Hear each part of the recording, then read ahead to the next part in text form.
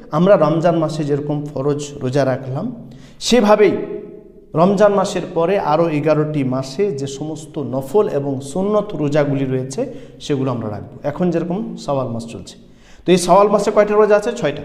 তো এই 6টা রোজা যেন আমরা রাখতে পারি, সেটা আমাদেরকে চেষ্টা করতে হবে। এই 6টা রোজা রাখার বিশেষ একটি ফজিলত আছে, আমরা সকলেই জানি। দ্বিতীয় হচ্ছে আশুরা রোজা রাখা, 9 তারিখ আরাফার রোজা রাখা, তারপরে আপনার মাসের 3টি রোজা রয়েছে, সেই 3টি রোজা রাখা, সপ্তাহে 2টি রোজা রয়েছে, সোমবার এবং বৃহস্পতিবার, এই রোজা রাখা। তো এই নফল রোজাগুলোকে আপনাকে রাখতে হবে। রমজান মাসে আপনি যদি 29টা 30টা রোজা রাখতে পারলেন লাগাতার, তাহলে আপনি অবশ্যই সুন্নত এবং নফল রোজাগুলি রাখতে পারবেন। এটা হচ্ছে আপনার প্র্যাকটিস, আপনাকে শিক্ষা দেওয়া হলো যে আপনি রমজান মাসে রোজা রাখতে পারলেন ফরজ রোজা, তাহলে সুন্নত রোজাগুলি আপনি আশা করি রাখতে পারবেন। তো আমাদেরকে চেষ্টা করতে হবে যে সুন্নত রোজাগুলি আমরা যেন মাঝে মাঝে রাখি। সপ্তাহে আপনি 2টি রোজা রাখেন মাঝে মাঝে, এই সপ্তাহে না পারলেন আগামী সপ্তাহে রাখেন, আগামী সপ্তাহে না পারলে তারপরে সপ্তাহে রাখেন।